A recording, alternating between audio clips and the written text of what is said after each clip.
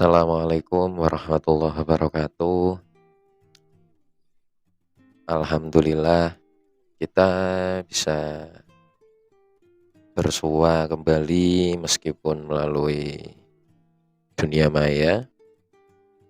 Buat kamu yang baru menemukan video ini, support channel ini dengan cara klik like, subscribe, dan share video-video dari channel Sang Aktivis agar ilmu yang teman-teman dapatkan bisa bermanfaat dan semoga membawa keberkahan untuk kita semua. Amin amin ya rabbal alamin.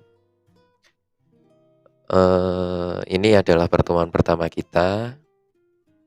Pertemuan pertama ada materi aktivisme ya. Agar lebih fokus, silahkan gunakan headphone atau headset kalian, cari posisi yang paling nyaman. Jangan lupa untuk kopinya diminum dan rokoknya disumet. Oke, kita masuk dulu di pengertian ya. Pengertian aktivisme. Jadi untuk materi kali ini tidak terlalu panjang karena memang aktivisme ini bukan satu disiplin ilmu ya. Jadi pengertiannya pun tidak begitu luas dan juga sejarahnya pun tidak begitu jelas. Jadi ini hanya pengertian secara bahasa dan menurut istilah.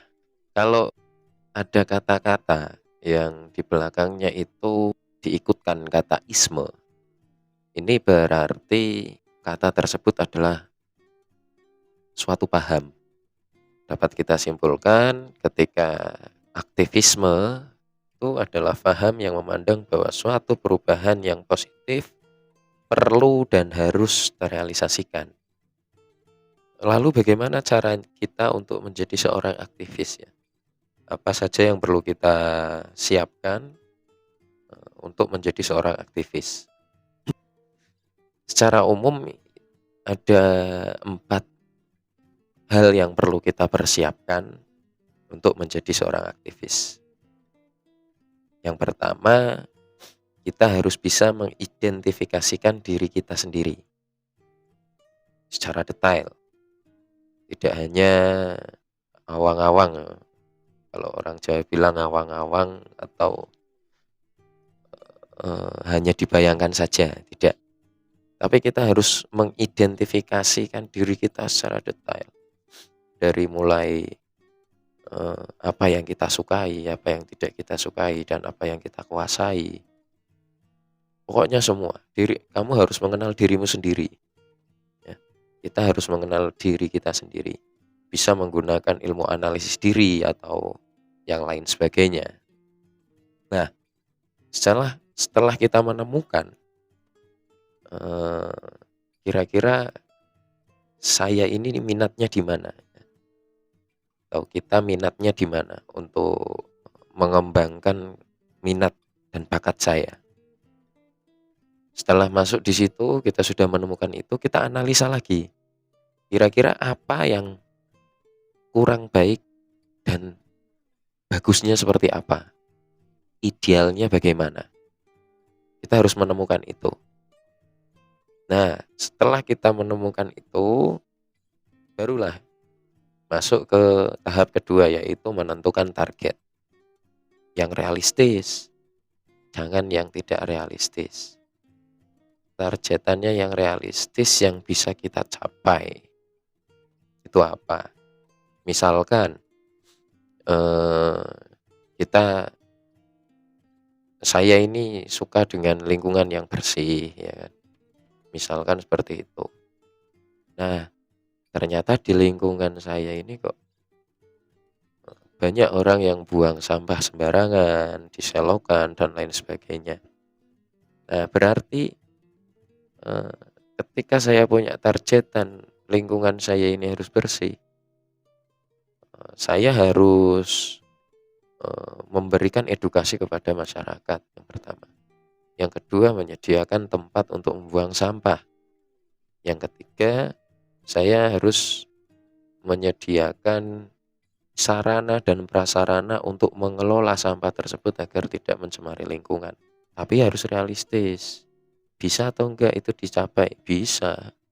Yang enggak realistis itu bagaimana? Saya akan buang sampah-sampah ini keluar angkasa ini. Ini enggak realistis ya. Atau saya akan buang sampah-sampah ini ke neraka biar hancur terbakar, itu enggak realistis kalau seperti itu.